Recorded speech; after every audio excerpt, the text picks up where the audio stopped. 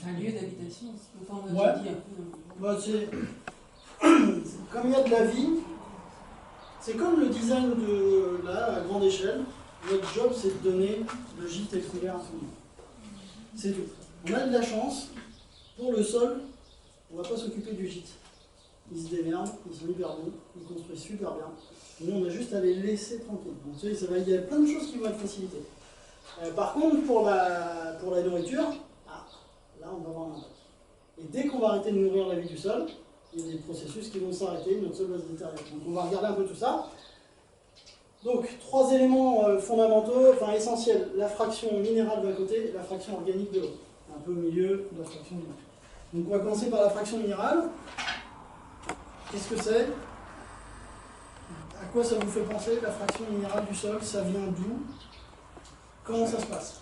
La roche-mère. La roche-mère, ok. Ce qu'il y a dans le sous-sol, la roche-mère. Donc plusieurs types de roche-mère, ok.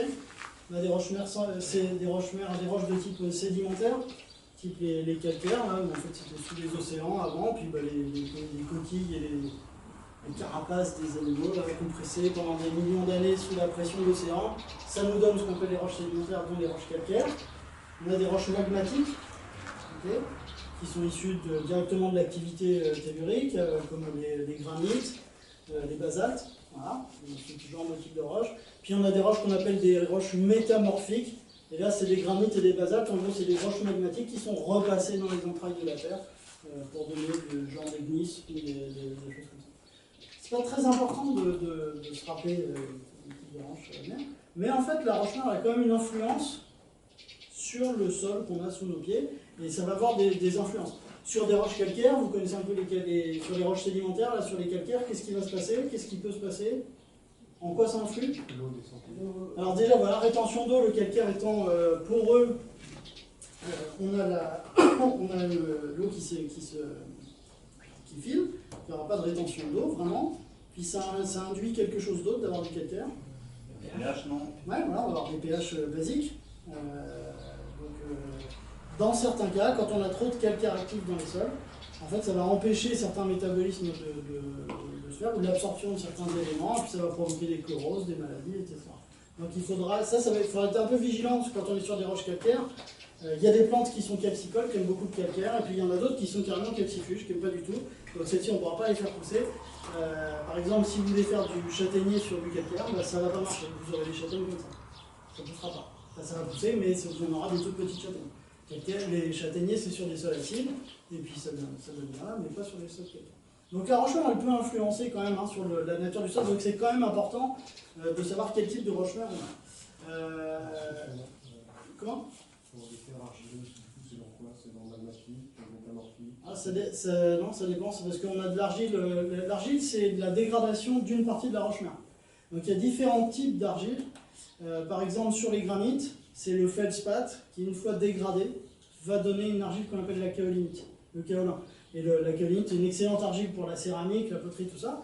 Puis en fait, on verra que pour le sol, c'est pas terrible. Parce que les argiles, comme elles sont issues de la dégradation de certains minéraux, et donc de différents minéraux, elles ont des caractéristiques qui leur sont propres. Et par exemple, la kaolinite, ça va pas être très bon pour le jardin, bon pour la poterie. Et puis il y a d'autres argiles type bentonite, illite ou montmorillonite. Ça, c'est les meilleures argiles pour le jardin, parce qu'on verra qu'elles ont une capacité à retenir des éléments, des sels minéraux, voilà, dans le complexe argilonique. Elles ont une capacité à faire un bon complexe argilonique. Donc c'est aussi important de savoir quel type d'argile on a. C'est difficile à déterminer à l'œil. Je ne suis pas un pro de l'argile du tout. Quand on ne sait pas quel type de roche-mère on a, généralement il suffit de regarder les bâtiments. Okay, dès qu'on voit des briques, on sait qu'il y a de l'argile. Okay, ça c'est pas la roche-mère, mais on sait qu'il y a de l'argile. Et après, ce genre de roche-là, c'est pas des granites, c'est une sorte d'ardoise, c'est pas des ardoises, mais c'est une sorte de... Je ne sais pas très bien, je ne suis pas un spécialiste des roches. Mais quand on ne sait pas, ça se voit sur les maisons. Là, en l'occurrence, je ne sais pas ce que c'est. Mais vous voyez bien que les maisons sont construites avec le goût de roche-mère. Et quand nous, dans notre région, c'est tous des gros bâtiments en granit. Sur les causes calcaires, tu vois bien la couleur des pierres, la végétation des pierres. Comment? Ouais, ça c'est le truc calcaire. Mais il y a d'autres types d'autres types de constructions avec les roches calcaires. Il y a des roches calcaires stratifiées, et puis le tuffeau, là, c'est plutôt des trucs plus mous, plus compacts. Je sais pas ce que c'est, toi. Quelqu'un a une idée? J'ai l'impression qu'il y a un peu de mélange en fait, entre le granit, j'ai l'impression que ça c'est Je vois pas de granit, moi, pour l'instant. pas du granit. Il y a beaucoup de quartz. C'est un peu calculé. Je vois pas de granit, mais. Ça ressemble aux loses, là, aux ardoises. Ouais, j'aurais dit un truc un peu dans le style, mais. La lose, c'est pas de l'ardoise. Hein. Non, la lose, c'est des roches. Je vais te dire que je te dise pas de conneries. Non, c'est des arbres, c'est type d'ardoise de tuile, mais en granit, du coup, la lose. C'est du granit. Ça fait comme ça, là, chez nous, il y en a. Il y a des grosses ardoises de pays. Moi, j'ai l'impression que c'est un truc qui vient de l'ardoise. Mais du coup, je sais pas. Bref, on va pas s'attarder là-dessus, parce que je n'apporte pas d'éléments.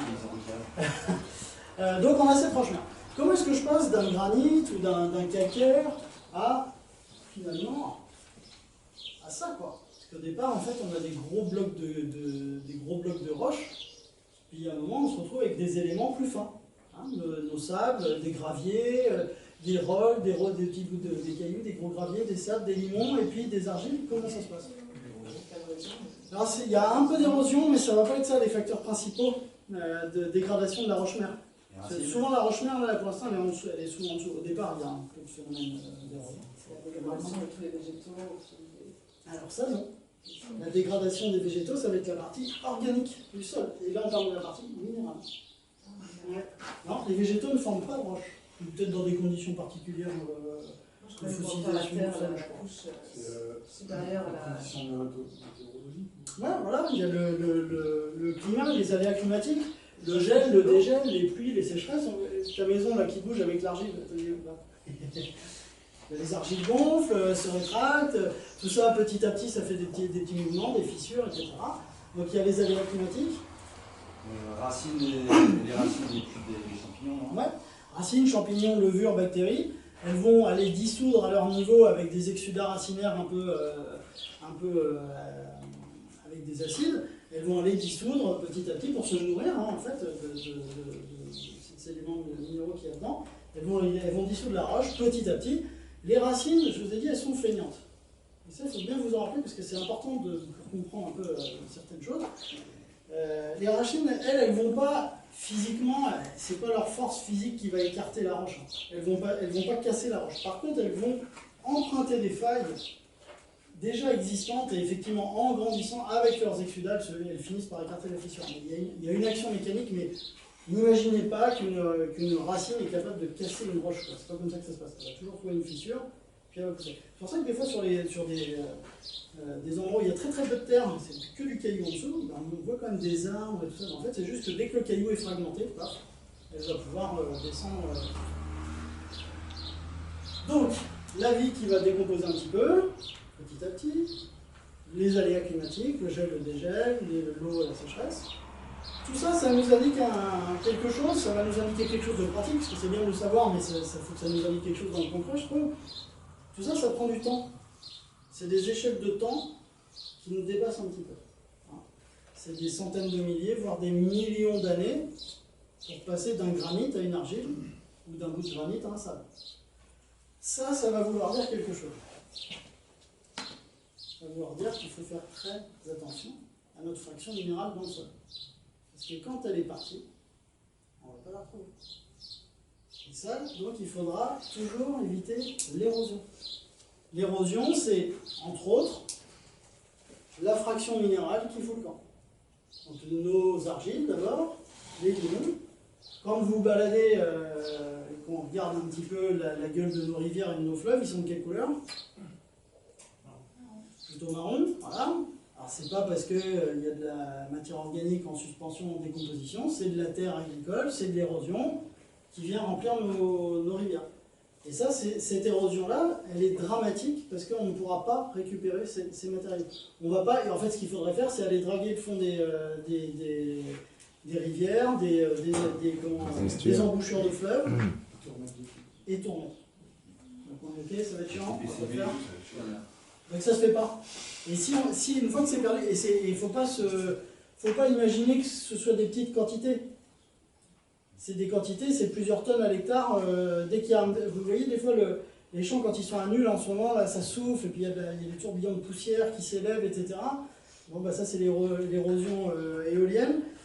Bah ça représente quand même des tonnes à l'hectare de terre qui s'en vont tous les ans. En fait c'est des milliards de tonnes qui s'en vont tous les ans. Donc, et on les voit dans nos rivières. On n'a plus de rivières transparentes. Il y a un endroit où il reste des rivières transparentes. En montagne, quand ça traverse les forêts. Quand c'est bordé de forêt, il n'y a pas d'érosion. Donc c'est ça qui va être un peu inspirant pour nous. C'est-à-dire, de limiter l'érosion. Comment qu'est fait la forêt?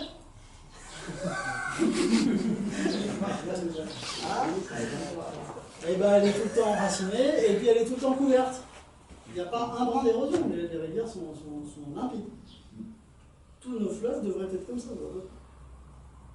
Donc, premier principe, éviter l'érosion à tout prix, surtout l'érosion de notre fraction minérale. Parce qu'effectivement, après l'érosion, qu'est-ce qui va pouvoir partir avec l'érosion aussi? La matière organique, l'humus. Notre humus, il va pouvoir dégager aussi avec l'eau et avec le vent.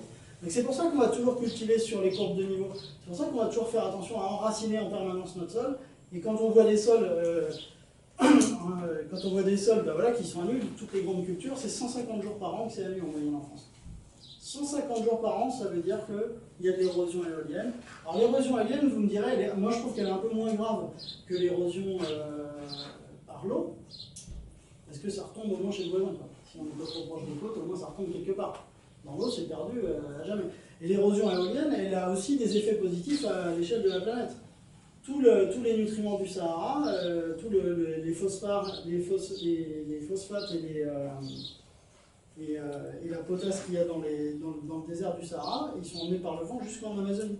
En fait, en Amazonie, c'est pas des terres riches, contrairement à ce qu'on croit. En fait, elles ne peuvent pas être riches tellement il pleut.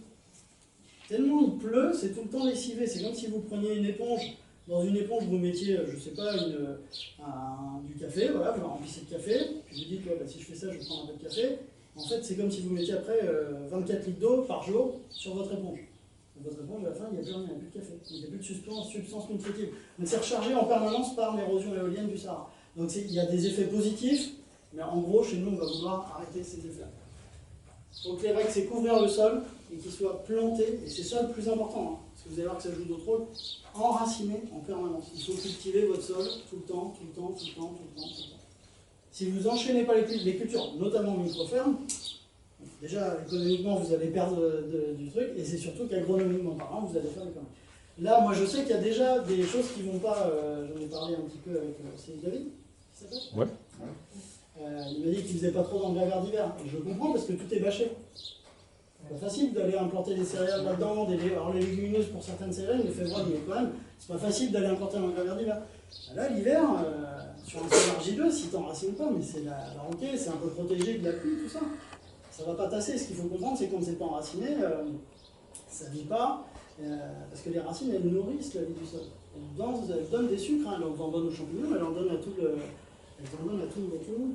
Je vous ai dit, le premier jour, l'endroit où la vie se concentre, surtout dans le sol, c'est dans les galeries de vers de terre.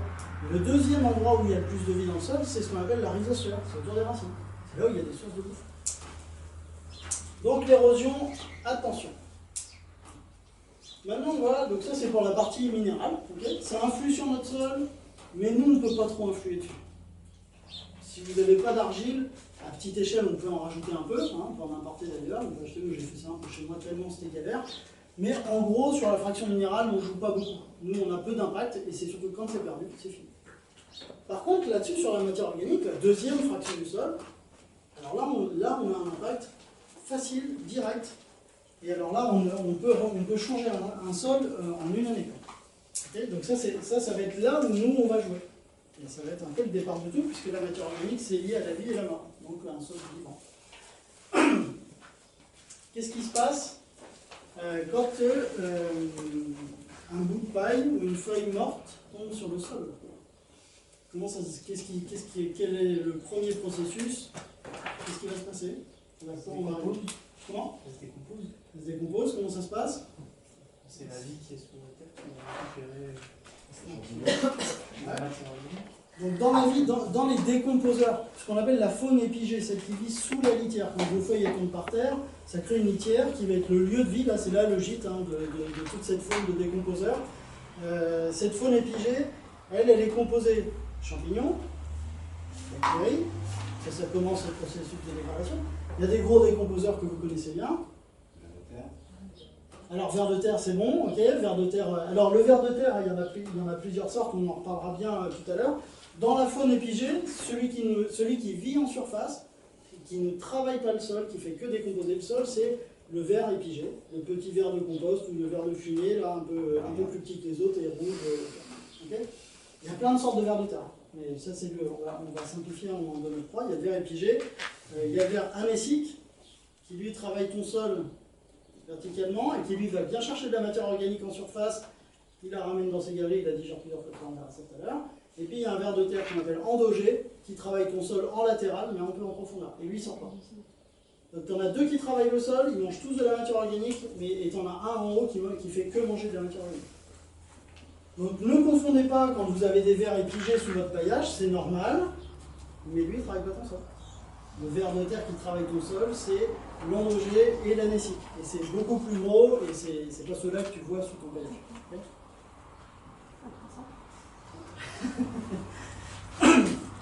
Mais c'est bien d'avoir ces vers de terre. Dans les décomposeurs, donc les champignons, on a dit ok, champignons, ça roule, bactéries, vers de terre, des insectes. Donc on a pas mal d'insectes de famille d'insectes. On a des cloportes. Vous voyez ce que c'est, cloportes? Ouais, on en verra tout à l'heure, je pense. Normalement. Je regarde un peu sous le paillage, là, putain, c'est. Ah, c'est bon.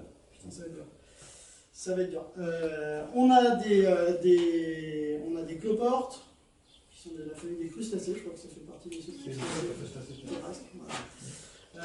On a la famille des myriapodes, les mille pattes. Donc là, on en a toute une ribambelle.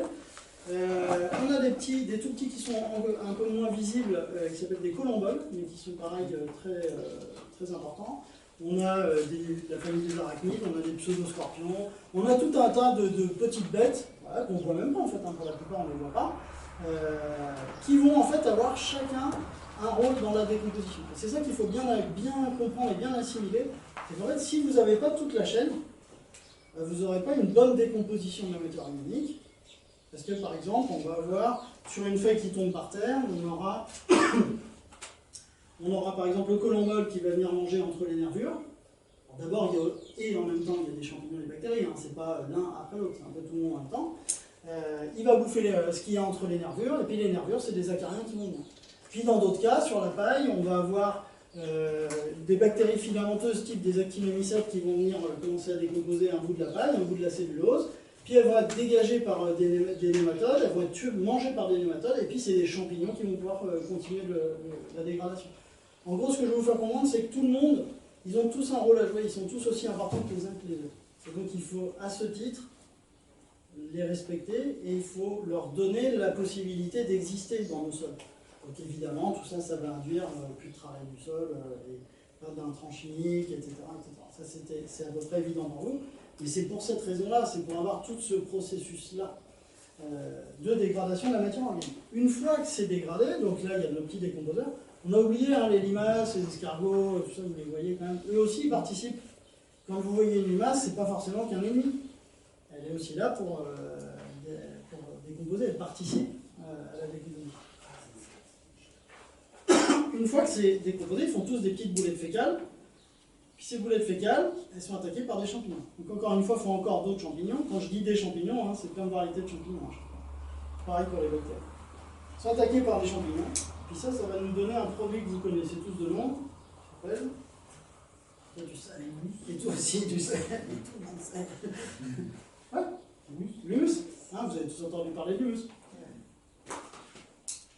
Ça sert à quoi? C'est quoi l'humus?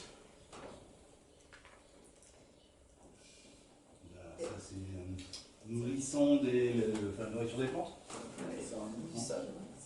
Alors, du sol, des plantes. Un mois de cours sur le sol, je veux dire que tu vas me définir le muscle. J'ai même pas traité. Comment? La matière organique.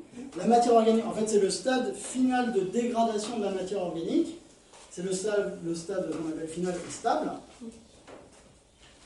Pourquoi on l'appelle stable et final? Qu'est-ce que ça devient après si c'est stable et si c'est final? Et pourquoi on dit que c'est stable? Parce que ça? Ça s'arrête là, quoi. Eh bien non, ça s'arrête pas là, sinon on croulerait sous des montagnes de matière organique. Après, c'est plus de la matière organique. Et ça devient quoi? La terre. Tu sais, ça va partir. C'est mort, quoi, après, non? Ah ben, c'est déjà mort depuis un peu longtemps, hein. Ils sont passés dans les estomacs de tout le monde. Après, ça va venir nourrir des racines, quoi. Ah, Là on y vient. Est-ce que tu crois que les racines peuvent se nourrir dans de l'humus? Les champignons, sol minéralisé. Des sels minéraux. La matière minérale, c'est vraiment la roche mère dégradée. Tes sables, tes limons, tes argiles, tout ça.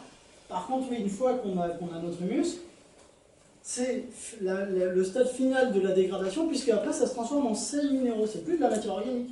Ça va être redécomposé, redécoupé, reminéralisé, solubilisé pour que ce soit soluble dans l'eau. Et on dit que c'est stable. Ouais. On pourrait introduire les notions de K1, K2. K1, K2, peut-être, ouais. On va voir ça. Les coefficients de minéralisation. Donc on appelle ça la minéralisation de la matière organique. Ça, c'est la deuxième grande étape dans le sol. Première étape humification. Hop, les décomposeurs, les petites boulettes fécales, les champignons, humus. Mais les plantes ne poussent pas dans l'humus. Elles ne peuvent pas se nourrir d'humus tel quel. C'est pour ça qu'on dit que c'est stable. Parce que ça bouge pas. Ça va pas. Si je verse de l'eau sur de l'humus, en l'absence de bactéries, si je stérilise mon humus, on va dire, parce que de toute façon c'est un tas de boulettes fécales, ni plus ni moins, donc si je le stérilise, je passe de l'eau dessus, j'ai pas de sel minéraux dans mon eau. Ça, c'est une des techniques de la nature pour retenir les éléments nutritifs. En fait, il faut envisager l'humus comme une réserve de nutriments, mais qui n'est pas disponible pour la plante. Il faut qu'il soit retransformé pour être soluble dans l'eau. C'est vrai que les bactéries interviennent, elles viennent redécouper les molécules, parce que c'est encore sous forme de grosses molécules organiques. C'est un peu gros. Et là, les bactéries, elles balancent des enzymes, elles coupent ça en tout petit, hein, en gros. Ça fait des sels minéraux, ça fait des nitrates d'un côté, du magnésium de l'autre, des choses comme ça, des ions, des cations de fer, tout ça. Elles découpent tout ça en toutes petites parties, des sels minéraux. Et là, quand elles ont fait cette action-là, si je mets de l'eau dessus, s'il pleut ou si j'arrose, là, mon eau, elle se charge en sels minéraux, comme un aspirine en fait, qui a été dissous dans un verre d'eau. Après, tu peux le boire, c'est pareil comme la plante. Les champignons et les radicelles des plantes peuvent absorber cette eau chargée en sels minéraux. Mais si j'ai pas de minéralisation, c'est pas bon. Comment? Comme le minéral. Ouais, c'est pas le même processus. Elle se charge en minéraux en passant dans la roche. En fait, elle arrache des ions et des trucs à la roche mère. C'est pas le même processus, je pense. Et donc, on peut se retrouver dans des situations un peu bizarres au début, de se dire, j'ai une terre qui est bien noire, tout ça, et puis ça pousse. On peut se retrouver dans une situation où on a beaucoup d'humus, mais ça ne pousse pas quand même. Parce que ces bactéries qui minéralisent, qui rendent soluble l'humus, soit elles ne sont pas présentes, soit leurs conditions de vie ne sont pas là. Donc si elles ne peuvent pas être là où vous se développez, vous n'allez pas minéraliser, donc ça ne va pas pousser. Donc ce qu'il faut bien comprendre après, c'est quelles sont ces conditions de vie. Et vous, ce que vous allez devoir faire, c'est faire en sorte que ces conditions soient là. Et c'est ça qu'on appelle laisser faire. Et une fois que tu nourris et que tu as mis les conditions en place pour que les bactéries fassent leur job, tu laisses faire ce processus. Mais toi, tu vas bosser. Toi, tu vas semer les dents de la mer, tu vas couper, tu vas broyer, tu vas nourrir toute ta petite famille en fait. Et ça va être votre rôle. Vous allez nourrir le sol.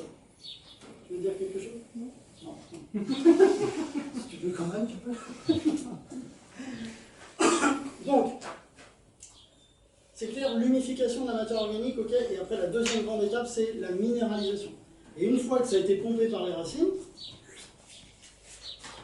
c'est remétabolisé en matière organique, et le cycle est bouclé. Ça retombe, ça finit en humus, et puis c'est rebassiné en sels minéraux, etc.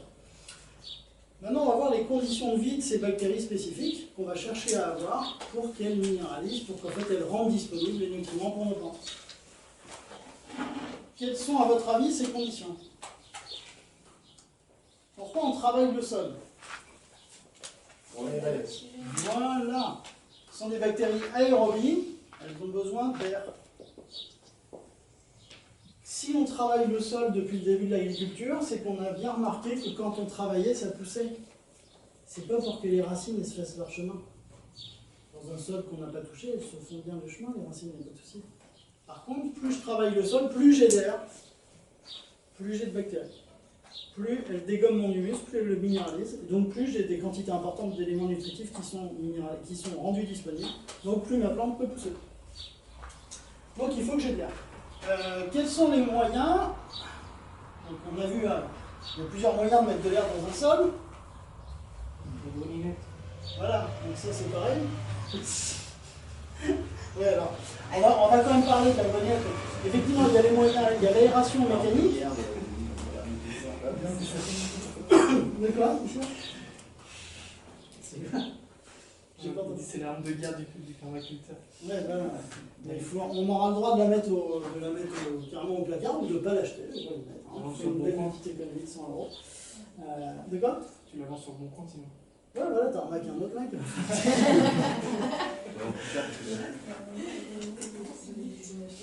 Donc, dans l'aération mécanique. Du ver de terre. Ah non, mécanique. Il y aura deux types d'aération. Ah, mécanique, non. Ouais, excusez-moi. Il y a l'aération mécanique et l'aération biologique. Donc évidemment, vous c'est ça. Et puis ça c'est fini.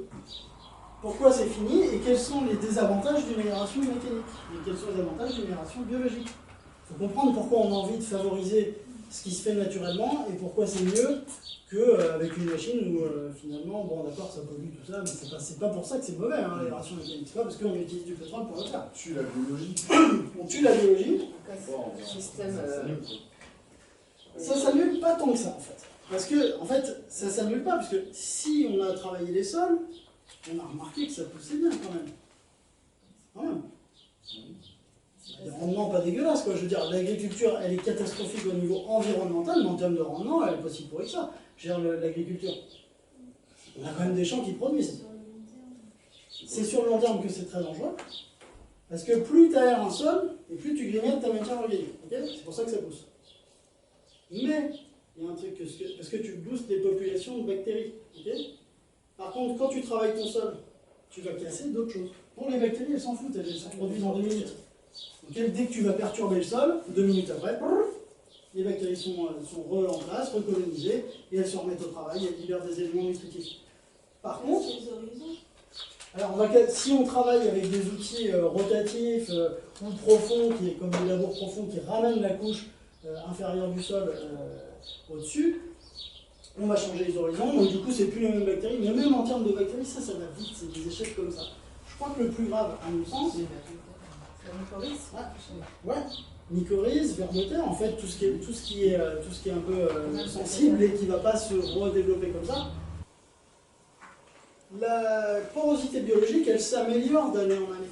Plus vous nourrissez votre sol, il faut les nourrir, hein, sinon ils se cassent, sinon ils ne sont pas là, ils ne se développent pas. Mais plus vous nourrissez votre sol, et comme les galeries de vers de terre durent 30 ans, comme les filaments de champignons ils se développent en permanence et qu'il y en a de plus en plus de sortes, votre structure elle est de mieux en mieux. Et c'est de plus en plus aéré. Donc sur les sols, avec aération biologique, on va avoir une courbe crescendo de production et de qualité des sols. On a une amélioration de la qualité des sols. Alors que sur les sols mécaniques, on a une super production au début, mais la qualité des sols décroît en proportion. Et il y a un moment, et c'est pour ça qu'on a des chutes de production aujourd'hui, qu'on a au moins une stagnation, voire des chutes, c'est qu'on a plus assez de matière organique, même si on la minéralise très fort parce qu'on aère beaucoup, on n'a plus assez de matière organique pour libérer la quantité suffisante pour avoir des rendements top. Même en envoyant des engrais ou des... Ouais, parce qu'en fait, les engrais, en envoyant des engrais, on peut arriver à maintenir un peu le truc, mais ce qui s'est passé, et après je crois que tu avais une question. Vas-y, c'est juste, tu parles du taux de matière organique, en fait c'est par rapport à la partie minérale de l'air.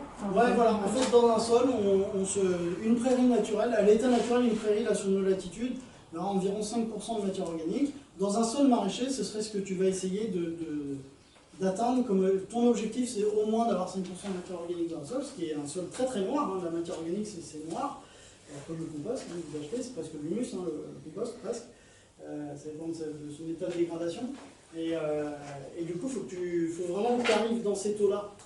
Là si on regarde, on va regarder un peu, ils sont blancs les sols, là, ils sont très clairs, beaucoup de matière organique dans le sol vivant, on va lui demander un peu l'histoire de rendement, tout ça.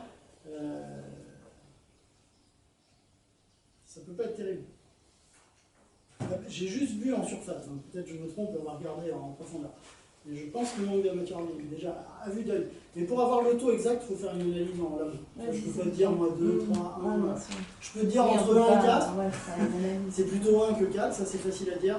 Mais pour le truc précis, il faudra faire une analyse. J'étais sur l'explication de pourquoi on avait connu des hausses de rendement monstrueuses avec l'arrivée justement des ammonitrates et puis etc. Ce qui s'est passé dans les années 50, les types, on a commencé à mécaniser, on a commencé à mettre des engrais chimiques. Donc la mécanisation, elle va booster l'aération du sol. Vous imaginez bien qu'avec un tracteur et une charrue, c'est plus aéré qu'avec un cheval et un petit outil derrière. Okay, donc plus d'air, donc augmentation de la minéralisation. Quand on a amené la mécanisation, on a aussi amené l'irrigation. C'est aussi une des conditions de vie des bactéries aérobies, celles qui minéralisent, il leur faut de l'eau. Donc comme on amène de l'irrigation, plus de minéralisation. Et puis les ammonitrates qu'on pensait donner pour les plantes, que les plantes elles ont besoin de nitrates pour pousser, pour faire leur croissance. En fait, les bactéries aérobies, elles ont aussi besoin de nitrates pour dégrader l'humus, pour se reproduire et pour produire des enzymes, pour casser les molécules, faire passer des molécules organiques grosses à ces minéraux. Elles vont utiliser de l'azote à ce moment-là. Donc quand on a mis de l'azote dans les sols, souvent des petites billes, des azotes comme ça, en fait, ce qui s'est passé, c'est qu'on a augmenté tous les facteurs de minéralisation. Avant, on ne rajoutait pas d'azote. Donc les bactéries, elles se démerdaient avec ce qu'il y avait sur place. On ne labourait pas profond, il y avait moins d'air. Et on n'irriguait pas, il y avait moins d'eau. Donc la minéralisation était plus lente. Et là, on est arrivé, on a augmenté tous les facteurs pour que les bactéries se développent. Elles se sont développées très très vite, donc effectivement, elles ont libéré énormément, beaucoup plus en tous les cas, d'éléments nutritifs qu'auparavant, puisqu'elles étaient plus nombreuses. Contrepartie de tout ça, si elles libèrent plus d'éléments nutritifs, c'est-à-dire que le taux de matière organique, il est minéralisé plus vite, donc il diminue plus vite. C'est ajouté à ça, parce que c'est de là que ça vient tout le problème, tous les grands problèmes qu'on a, parce que vous allez me dire, ouais, mais on travaille le sol depuis longtemps, tataki. Et là, on a vu qu'il y avait une dégradation des sols très très rapide depuis les années 50, justement, beaucoup plus rapide que depuis qu'on fait de l'agriculture, c'est-à-dire 8 à 10 000 ans. Parce qu'avant, déjà, on n'avait pas ce système-là qui booste ces bactéries-là, mais c'est qu'en plus, avant, les gens faisaient de la polyculture élevage. Ils avaient leurs vaches, ils avaient leurs prés, puis ils avaient leurs champs de céréales. Puis parce qu'ils donnaient à manger aux vaches, le fumier s'était retourné sur les prairies, sur les champs de céréales. Donc ils reconstituaient le stock de matière organique d'année en année. Donc il y avait une petite dégradation parce qu'ils travaillaient et puis ça minéralisait un peu vite, il y avait un peu d'érosion, des choses comme ça. Donc ça c'est un taux de dégradation des sols très long. C'est sur plusieurs siècles, sur des millénaires, ça se voit pas. Tu peux passer ta vie à regarder ton sol, tu verras pas que ça bouge. Par contre, si tu prends des mesures au microscope, enfin en analyse laboratoire, et que tu jettes un peu de plus près, là oui. Et le résultat à grande échelle, on le voit tous, tout le pourtour méditerranéen, c'est du désert aujourd'hui, c'est semi-désertique. Le croissant fertile. Voilà, le croissant fertile, ah, il a belle gueule le croissant fertile, il n'y a plus rien. Une baguette toute sèche, il n'y a rien. Tout le pourtour méditerranéen, il n'y a rien. Et c'est en train de remonter chez nous, puisque maintenant, nous, on a accéléré ces processus-là. On a boosté les bactéries aérobies, et on ne remet plus la matière organique, parce que maintenant, les mecs, ils font des céréales, et puis ils font que des céréales. Ils envoient leurs bottes de paille et leur blé, je sais pas où, et puis l'agriculteur qui fait de l'élevage, il a des tas de fumier qu'il ne sait plus quoi en foutre. Ça fait même des pollutions dans les sols, tellement il ne sait pas quoi en foutre. Parce qu'il y a trop de nitrates. Il y a trop d'urine en fait, hein, c'est ça qui fait la pollution. Il y a trop de nitrates, il y a trop de phosphate. Et puis, il ne rend pas son fumier à celui qui lui a envoyé le céréal. C'est pour ça que dans la Beauce, dans le Gers, toutes les grandes régions céréalières, là on a des sols à presque à moins d'1% de matière organique. Il n'y a plus de matière organique. Et quand il n'y a plus de matière organique dans les sols, qu'on a des pratiques agricoles qui favorisent l'érosion, j'ai plus de matière organique, j'ai de l'érosion, au début c'est les particules les plus fines qui foutent le camp. Les argiles, après les limons, et là ce sable. Et là on arrive au désert. Et la désertification, c'est comme ça que ça se passe. Et c'est en train de se passer. C'est pas une blague, là ça marche parce qu'on abreuve nos plantes. On leur donne des solutions solubles à bouffer, quoi. Et si on leur donne des solutions solubles à bouffer, avec des billes en fait, qui se dissolvent comme des aspirines, comme des cachetons d'aspirine qu'on fout dans un verre, mais comme on les nourrit comme ça, NPK, magnésium, calcium, grosso modo c'est à peu près tout ce qu'on leur donne, et des fois on complémente un peu en bord ou en éléments un peu importants, quand c'est vraiment des gros manques, bah, ces plantes-là, elles sont mal nourries, elles sont carencées. Puis bah, nous, on mange ces plantes, et nous aussi on est carencés, on commence à être... voilà, il y a des problèmes de santé qui sont certainement liés à ça. Nous, on est carencés, les plantes sont carencées. Si les plantes sont carencées, elles sont malades. Et donc, il faut les traiter contre les maladies. Donc, on utilise des pesticides. Si elles sont faibles, elles sont plus, moins résistantes. Les paroi cellulaires sont plus fines. Les parasites aiment mieux ça. C'est plus facile à attaquer. Donc, on utilise des insecticides. Donc, tout ce cycle-là, en gros, il nous mène à rien que de la merde, du désert et puis de la... du désert, hein. Comment? La stérilité. Ouais, voilà, c'est ça. D'ailleurs, les hommes, on est en train de devenir, nous, stériles. C'est un message, là. Il faut qu'ils arrêtent. C'est un vrai message, franchement. Et du coup, l'aération mécanique, elle apporte que des choses comme ça. Elle apporte que des choses négatives. Donc nous, dès qu'on va relancer le vivant, on va relancer la machine qui va restructurer les choses, retamponner, qui va arrêter l'érosion, etc. Donc nous, ces pratiques-là, il faut absolument qu'on les intègre et qu'on ne soit pas... Alors il y a des fois, vous allez peut-être travailler un peu comme ça, vous avez raté des choses, etc. Mais au moins, vous saurez où vous en êtes. Vous saurez que ce que vous êtes en train de faire, c'est moyen. On parlait de grelinette tout à l'heure. Donc la grelinette, si on imagine que le sol, c'est une petite ville en construction. Tout le monde qui sait faire pour mettre de la colle un peu partout. Dès que tu passes la grelinette, ce que tu fais, c'est que tu fais un petit tremblement de terre. Pas terrible, mais un petit tremblement de terre. Hop, t'as les galeries qui tombent, c'est le bordel, ils sont pas contents, il faut de la France, tout ça. Donc tu pars un petit peu en arrière en fait. Puis pour mesurer l'aération, ça je pense que c'est Conrad Schreiber qui dit ça, pour mesurer l'aération, les agriculteurs ils savent bien que plus ils labourent profond, plus ils vont utiliser de pétrole, de fuel avec leur tracteur. Ils demandent plus d'énergie. Puis plus on laboure profond, plus on aère, on est OK. Donc il y a un rapport entre l'énergie que tu dépenses, d'un côté, et puis l'aération qui est dans ton sol. Et quelle énergie tu dépenses quand tu fais de l'agroalimentaire? En calories, c'est zéro par rapport à un tracteur. Donc en fait, tu aères zéro. Ça sert à rien. Enfin, l'idée c'était d'essayer de ne pas en fait, retourner les couches de terre. Hein, oui, mais l'aération apportée par la grelinette, elle est proportionnelle à l'énergie que tu rentres dans la grelinette. C'est-à-dire qu'elle est faible. Donc en fait, tu ne fais pas grand-chose. Et maintenant, ce qu'il faut se poser comme question, est-ce que le pas grand-chose d'air en plus, ça vaut la déstructuration? Parce que tu repars en arrière dès que tu déstructures. Dès que tu fais un petit tremblement de terre dans la ville, il faut qu'il reconstruise derrière. Alors que le sol vivant, c'est justement attendre que la ville se structure, que le sol se structure. Je ne crois pas que le peu d'aération amené par la grelinette mérite le retour en arrière. Je ne crois pas. C'est quoi une grelinette? C'est rien.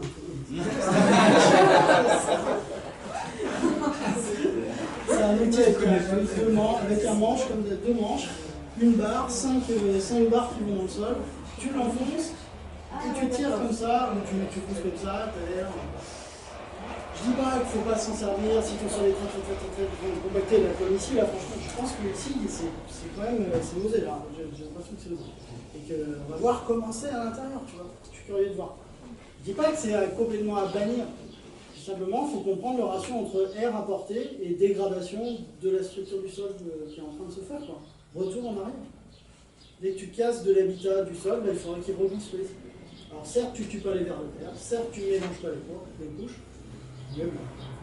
Voilà, enfin. Au départ, éventuellement, pour une mise en place, quoi.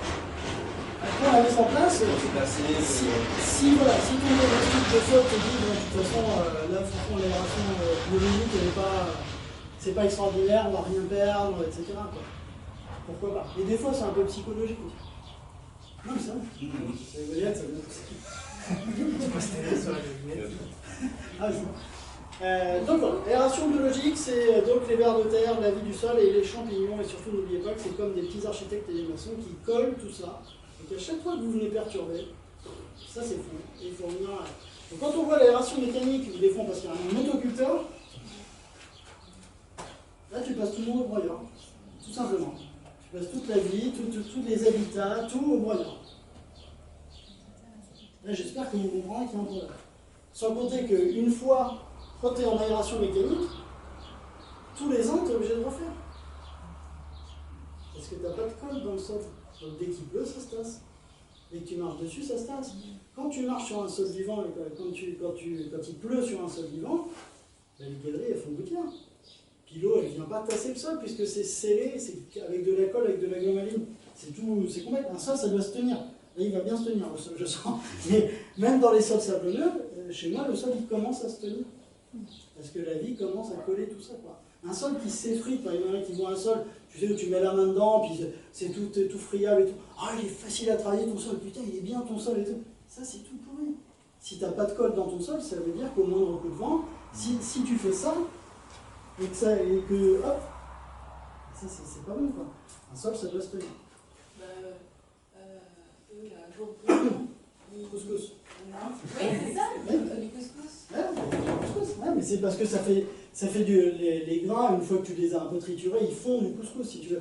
Mais quand tu prends de la terre qui est dans un sol vivant, tu vas pouvoir retirer des blocs même gros comme ça, mais en fait, vous allez voir, on devrait le voir là, normalement les blocs ils doivent être cratérisés. C'est comme si c'était de la surface de la ligne. Tu as des tout petits impacts, des petits trous, des galeries un peu partout, des toutes petites et des plus grosses. Ça doit être cratérisé parce que c'est là-dedans qu'il y a l'air. C'est là-dedans qu'il y a les bactéries. Et le couscous, c'est une fois que tu prends ce truc-là, lui, quand tu le travailles, quand tu le prends un petit peu, comme c'est bien collé partout, toi tu as déstructuré quand même le gros, mais il reste les petites particules qui sont quand même agglomérées les unes entre les autres. Celle-ci, par exemple, il n'y a rien. Tu vois, c'est vraiment de la particule très très fine. Donc, oui, l'effet couscous, oui, mais ça, c'est une fois que tu as déjà déstructuré un peu la mode, quoi. Okay, ça va se tenir un peu mal. Et du coup, comment tu fais pour garder ton sol comme ça si tu récoltes les topinambours? T'inquiète pas, je fais vite voir. Non, mais là, les récoltes, les implantations, tu te poses pas la question, hein, je veux dire. Donc ça veut dire qu'on détruit Oui. tout. Oui, mais il faut bien manger, mais c'est mieux toi. Oui, non. Donc, Je veux savoir s'il y a une autre oui. technique ou. Pour les légumes racines, pas. Non, mais ça fait partie de l'activité normale d'un sol, si tu veux. Aller fonctionner ce que tu veux. Mais effectivement, ça destructure. Effectivement, ça destructure. Il y a des techniques là aujourd'hui où les gens posent par exemple. Elle est fraîche. Il y a des techniques où les gens posent par exemple les mottes, des plants de salade en motte directement sur le sol. Ça évite de faire un trou, etc. C'est exactement pour ne pas déstructurer le sol, c'est plus pour gagner un peu de temps. Et ça coûte quand même, les racines, vu qu'il y a quand il y a un paillage dedans, les racines prennent.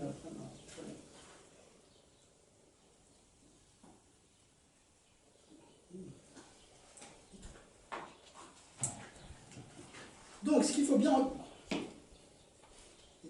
Les deux phases importantes, c'est l'unification de la matière organique et la minéralisation de la matière organique. Ok? Minéralisation de l'humus. On n'a pas dit un truc, mais sous le sol, on a vu l'unification en surface, sous la litière. Il se passe pareil en sous-sol avec les racines. Les racines, c'est une énorme source de matière organique, à ne pas négliger. C'est pour ça qu'on va laisser un maximum de racines dans le sol après récolte. Déjà, ça évite de déstructurer. Et puis, c'est surtout que ça laisse de la bouffe pour toute la vie qu'on appelle pas l'épigée qui est en surface, mais l'endogée. Et qui aura les mêmes familles, sauf qu'ils sont un peu plus petits, un peu transparents, parce qu'ils vivent dans les profondeurs. Mais eux, c'est important de les nourrir.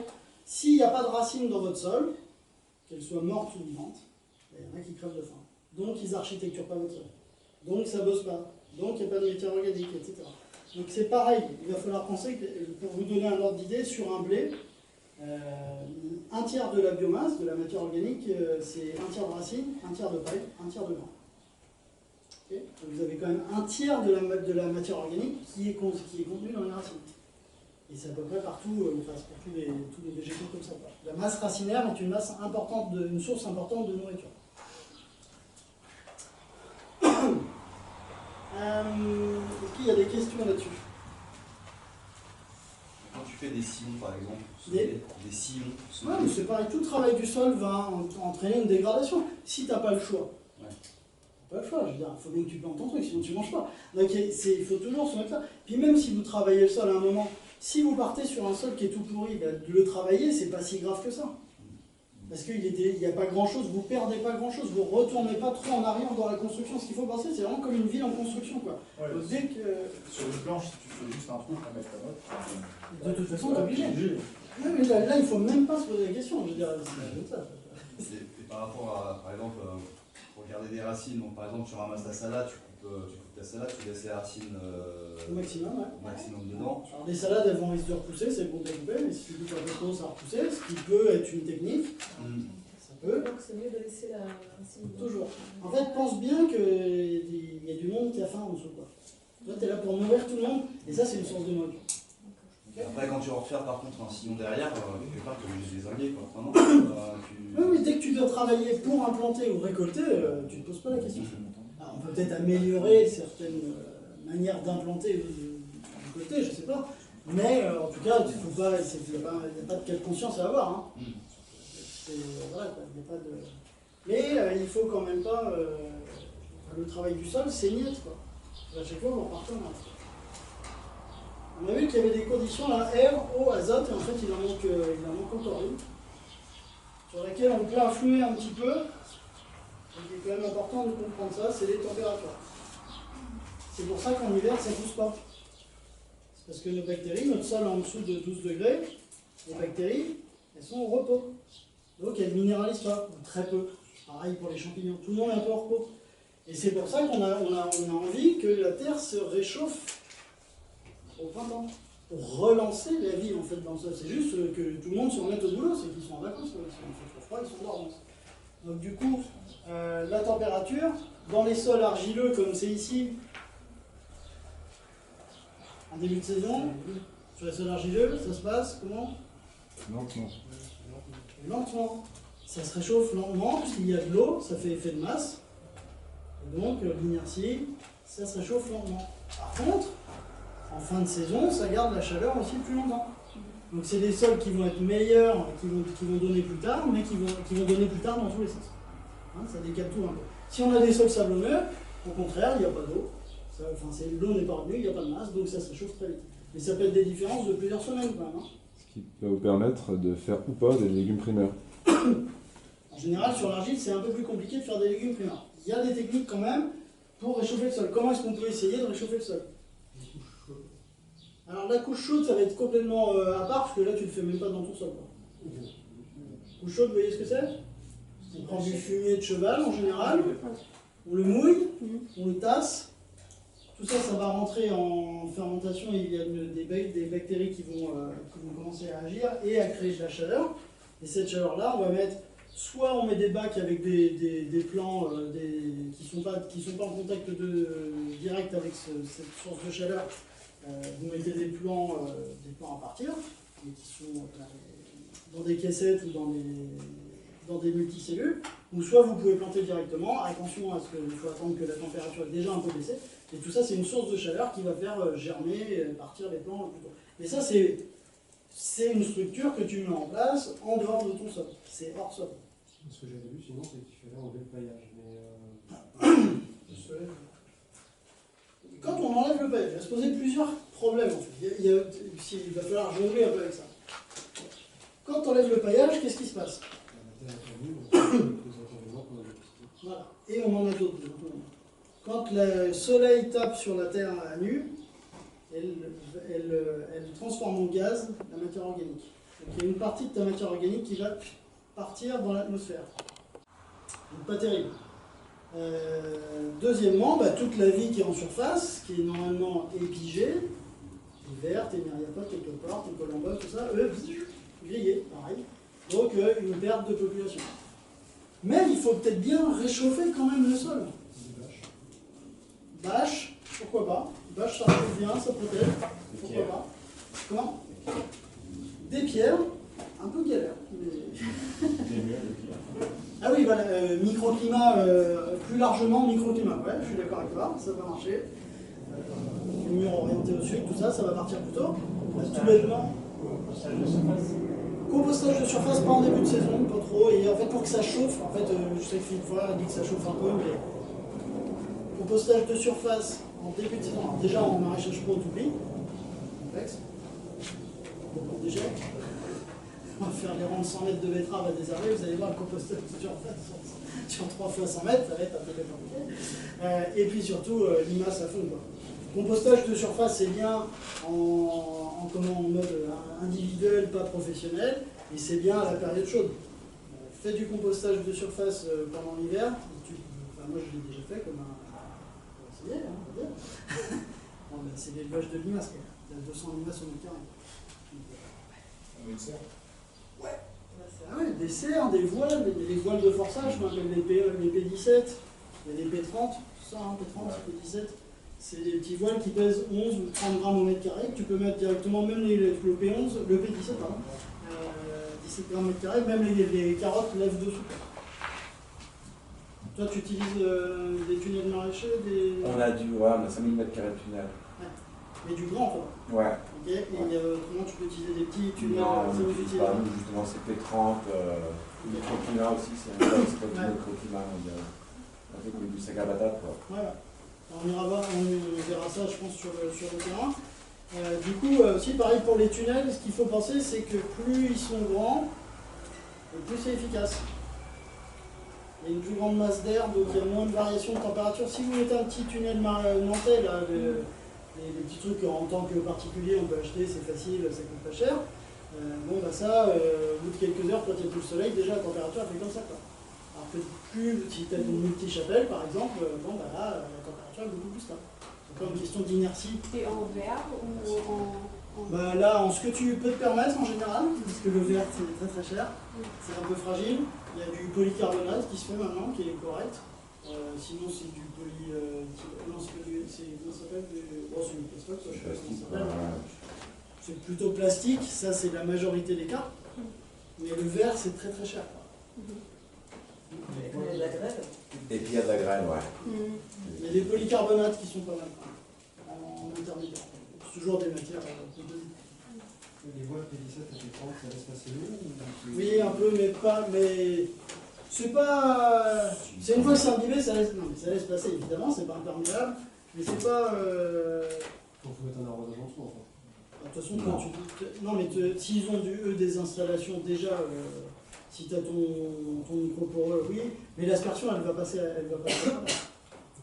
Moi, ce que je trouve un peu compliqué quand il y a des voiles, c'est de checker un peu s'il y a des problèmes ou quoi. Je trouve que là, tu checkes quand même moins que quand tu l'as de visu, parce que ça cache un peu.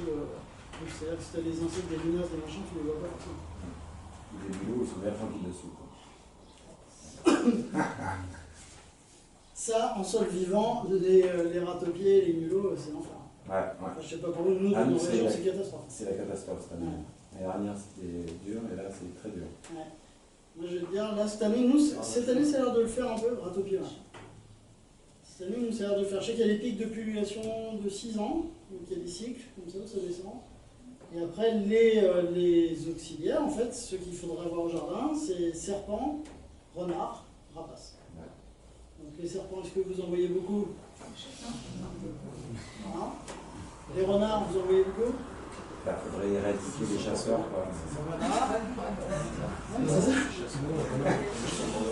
Ouais, voilà, je me demandais. Non, mais là, en fait, un renard, ça mange 6 000 par Et les chats, ça marche pas. Alors, les chats, si, ça aide un peu. En vrai, je ne vais pas vous conseiller d'avoir des chats. Ça bouffe tout, les oiseaux, les batraciens, tout. En fait, on n'est plus en position là de. Les oiseaux, les chats, ça bouffe des milliards d'oiseaux par an. Ouais, ça bouffe plus d'oiseaux que...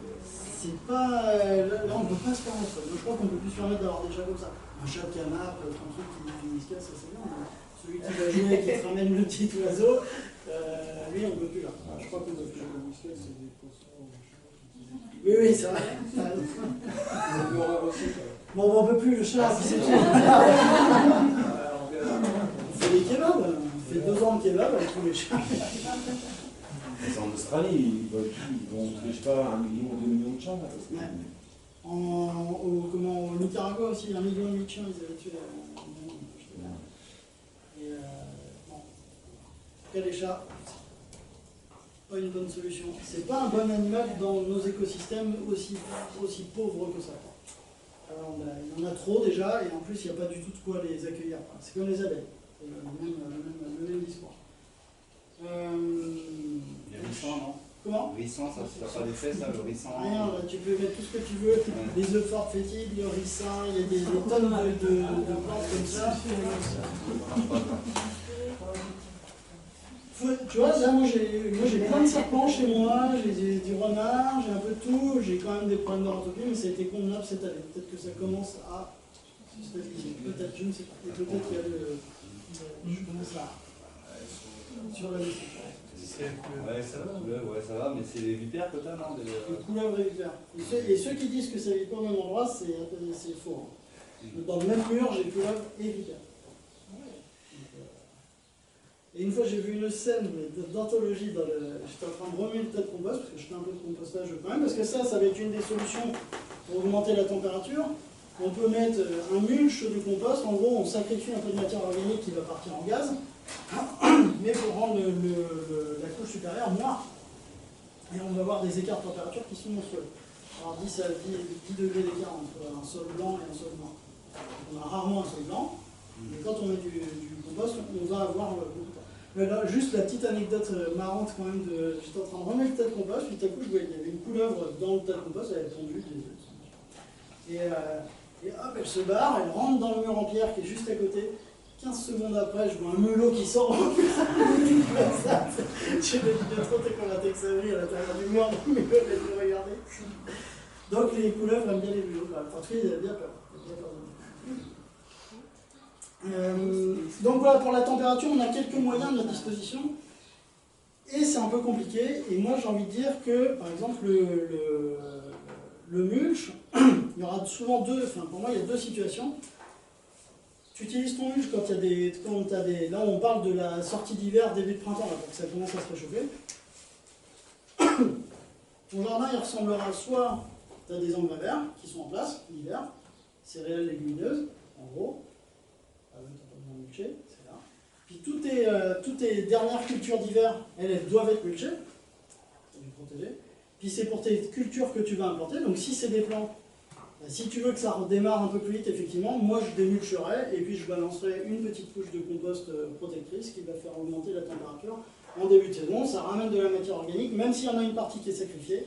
Ça va protéger quand même une partie de la faune épigée qui va pouvoir se réfugier quand même sous un tas de matière organique qui ressemble un peu à leur litière, le premier truc de la litière un peu dégradée. C'est une des techniques qu'on pourrait avoir pour réchauffer le sol, surtout là sur vos sols argileux. Vous avez les bâches, ça doit réchauffer pas mal. Ben voilà, on marche un peu le tissé pour nous. Ouais. Ça réchauffe quand même pas mal. Parce que c'est important, hein, sinon on est d'accord, ça peut avoir 3 semaines de décalage ou un mois de décalage. Donc quand on est professionnel, quand tu arrives au mois de mai et que tu n'as pas encore des tonnes sur ton stand, le mec, là, si tu as un mois de décalage, au début du mois de mai, tu vas dire, j'ai pas grand-chose.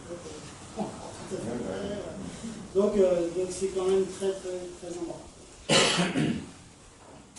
Donc air, eau, azote, température. Est-ce qu'on explique vite fait la fin d'azote? Du coup, ça peut être le moment. Est-ce que ça vous voulez peut-être une pause de 5 minutes? Ça va?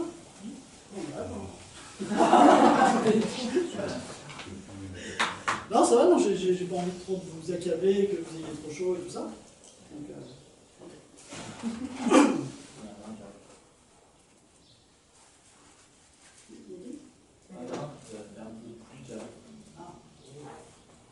Même si c'était 10 mm, si ça va pas durer très longtemps. Donc si les bactéries aérobies pour minéraliser, elles ont besoin d'azote pour fabriquer leurs enzymes, pour dégrader l'humus en sels minéraux, il faut bien qu'elles le prennent quelque part. Et donc ce quelque part, en fait, ça va être dans votre sol, dans la majorité des cas.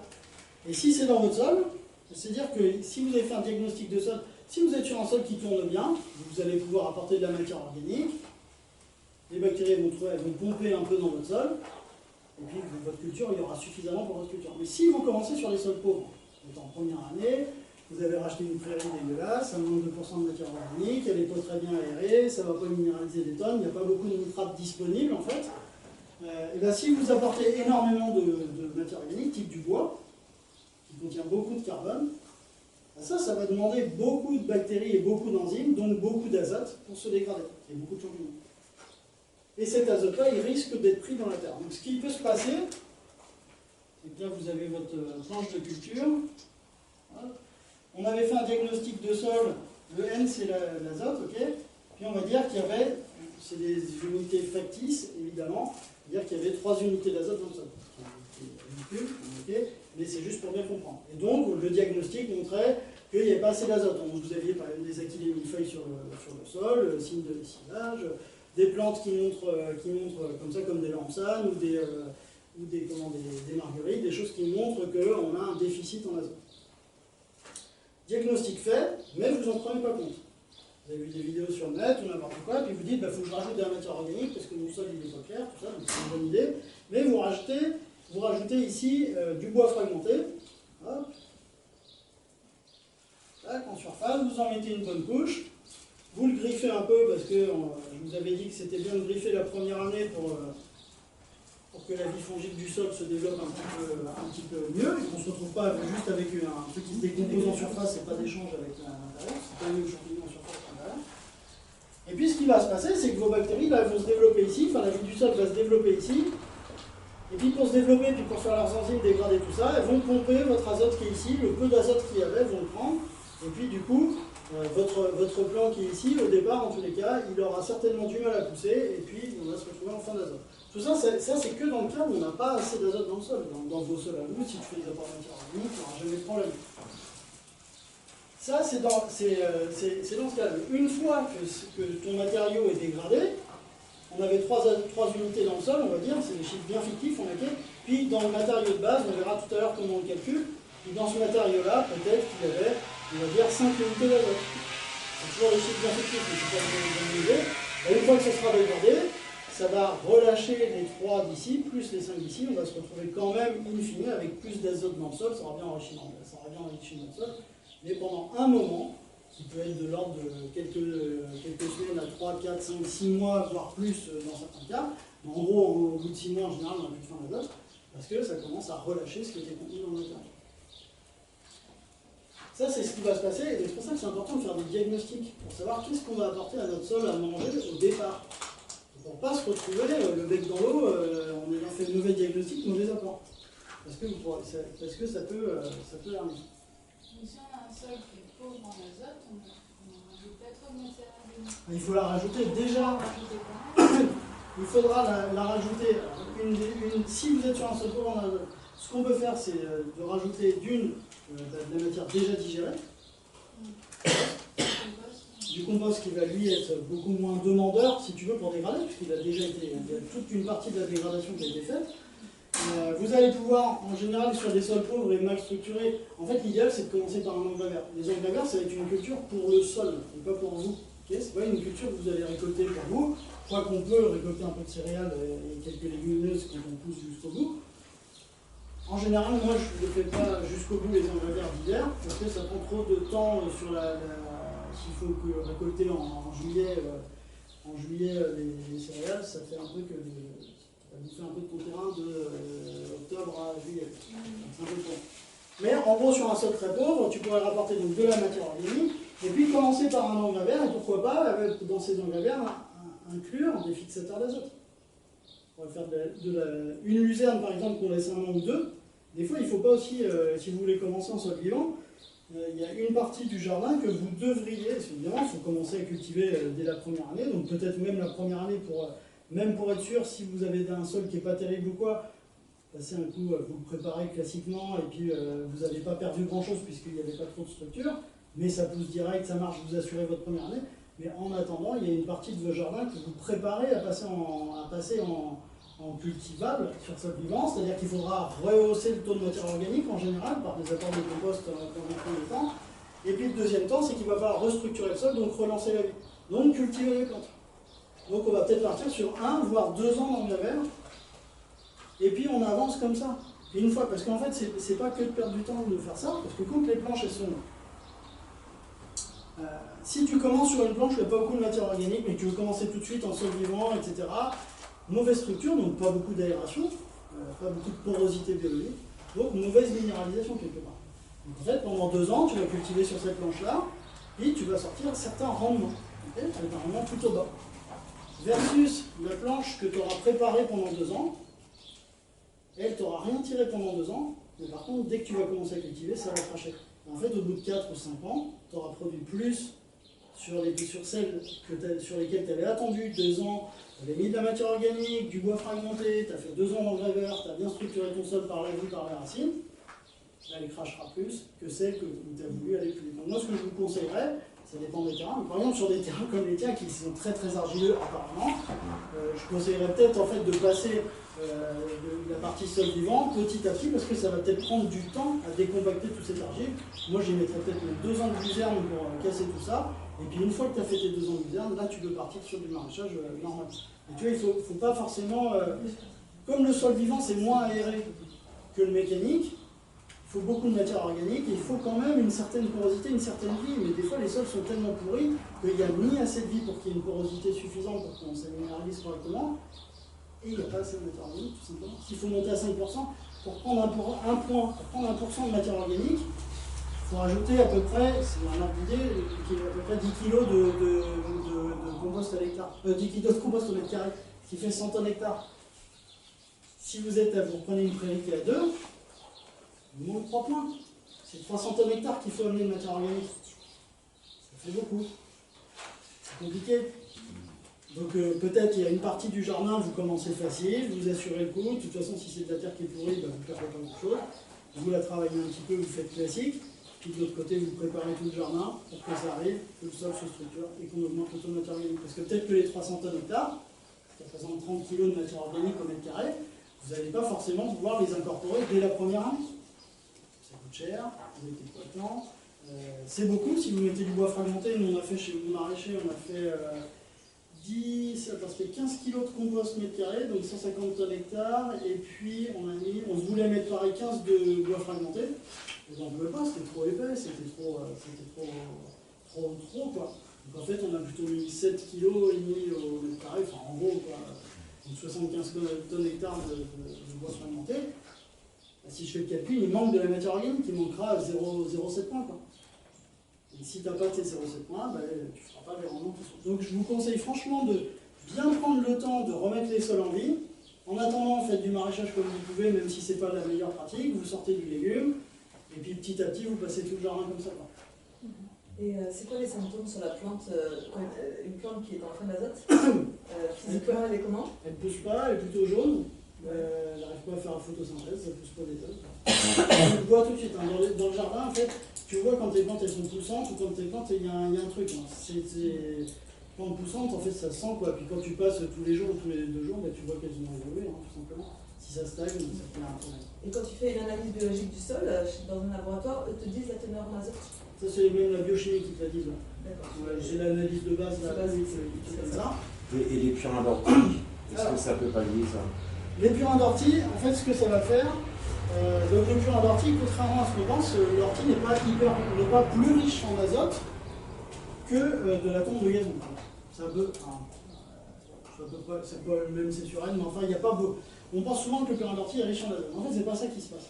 Ce qui se passe, d'après Hervé, je vais le citer parce qu'il m'a expliqué ça et je lui ai demandé si c'est moi qui lui ai demandé comment ça se passait parce que je ne comprenais pas le mécanisme en fait des purins d'ortie. Si on regarde la composition de l'ortie c'est riche en fer. Donc au mieux, ça concentre le fer. Ça devrait amener du fer dans les sols, mais pas forcément plus d'azote qu'un pissenlit, qu'un bout de consoude. Voilà, ça ne concentre pas l'azote forcément. Oui, je dis, moi je comprends pas pourquoi ça booste, pourquoi on dit que ça amène de l'azote, tout ça. En fait, c'est pas ça qui se passe. Quand on fait un purin, que ce soit d'ortie ou de chambre d'ailleurs, mais quand on fait un purin, quand vous faites des purins d'ortie, ce qui va se passer, c'est que oui, ça va extraire les éléments qu'il y a dans la plante. Alors si vous avez de la consoude, ça on sait que ça va concentrer plutôt la potasse et le phosphore, et puis que l'autre, comme en ortie, on sait que ça concentre le fer.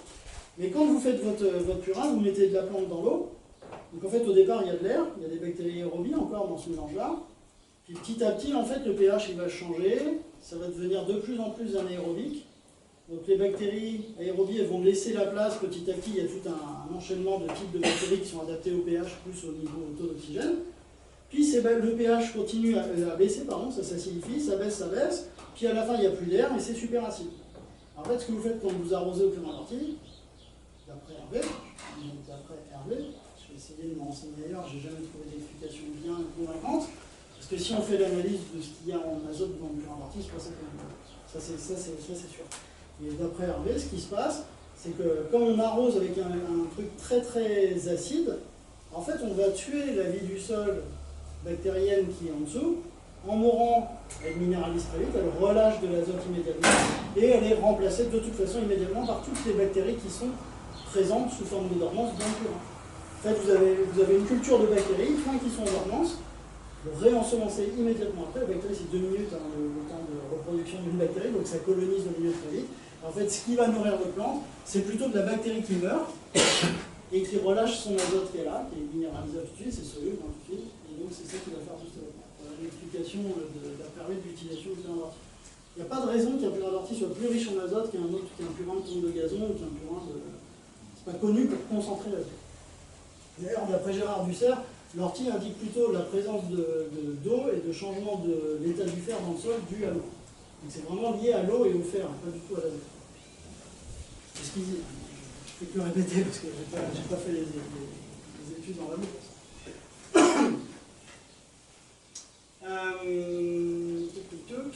L'eau, l'air, l'azote, la température. Donc voilà, une fois qu'on a minéralisé tout ça, ça peut pousser. Pour les températures indiquées, l'eau, on en a parlé un peu ce matin sur l'irrigation. Comment c'est quoi vos systèmes d'irrigation? On a des enrouleurs, on a des asperceurs. Ouais. Et puis on arrose aussi dans les passe-pieds. On fait couler l'eau dans les passe-pieds. En fait, dans les tunnels, on met tous les déchets végétaux dans les passe-pieds. Okay. Puis à un moment donné, il y a plein de compost. Ouais. Et donc à un moment donné, on gratte les passe-pieds avec des grelinettes. On met ça sur les planches. Et en fait, tous les 1,50 m, on fait une sorte de butée. C'est-à-dire que quand on arrose en aérien ou dans les passe-pieds, ça fait des mini baissières. Ça va sur le côté, sur les planches. Et donc l'eau, elle est retenue, quoi. Okay. Et donc, voilà. Petite butée dans les passe-pieds, tu bien. Voilà, okay, okay. Ah oui, ça s'infiltre à ce moment-là. Et voilà, et ça s'infiltre doucement. Tu arroses en plus en-dessus pour tes semis, tout ça non, pour les semis, non. Dans les passe-pieds, c'est que pour les tomates. D'accord. On n'aime pas pouvoir arroser les tomates. Et après, quand tu arroses en aérien, c'est toujours pas. Enfin, si tu arroses trop, l'eau, elle sort du tunnel directement. Tandis que là, elle est retenue, quoi. Par la matière organique. Ouais, ou surtout déjà les baissières. Des petites buttes, quoi. Ça, c'est parce qu'il y a une petite pente et qu'on n'est pas exactement sur la courbe de niveau. Dès qu'on n'est pas sur la courbe de niveau, ça suffit. Bah oui. Donc, quand tu mets beaucoup d'eau, et vous mettez combien d'eau T'as une idée par arrosage? Combien de temps d'arrosage? Ouais, quelle quantité tu passes? Oh non, je sais pas. Je peux pas. Non, mais c'est. Et tu laisses longtemps? Ça dépend, c'est variable. Une demi-heure, 3 quarts d'heure, 1 heure. Maximum 1 heure. Tu t'arroses tous les. C'est variable, aujourd'hui, c'est tous les jours des temps comme ça? Bah ouais, après les jeunes plantes que tu plantes, faut les arroser tous les jours, après ça s'espace. Est-ce que pour les jeunes plants, justement, tu utilises ça je sais que j'ai des copains qui font ça, quand ils plantent un plant, ils arrosent beaucoup dans le trou de plantation, énormément. Et après, ils n'arrosent pas pendant un petit moment, de 10 jours à 3 semaines. Ça dépend des plantes, ça dépend des conditions. Ouais, ça dépend des conditions, c'est toujours pareil. Mais l'idée, c'est que les plantes vont aller chercher et développer dans la partie humide. Mais nous, ce qu'on fait déjà, c'est avant de planter, on arrose. On arrose. Déjà, c'est plus facile pour. Oui. Sinon, c'est pas possible. Donc, on arrose bien, et puis après, on remet un petit coup. Puis après, c'est vrai qu'on attend un petit peu, Je te dis, ça dépend de l'hiver, on va attendre, l'été, c'est différent. L'arrosage, c'est vraiment aléatoire pour la fonction. Qu'est-ce que ça vous dit de sortir un petit peu? On va aller voir un petit peu les sols. On va faire du bien.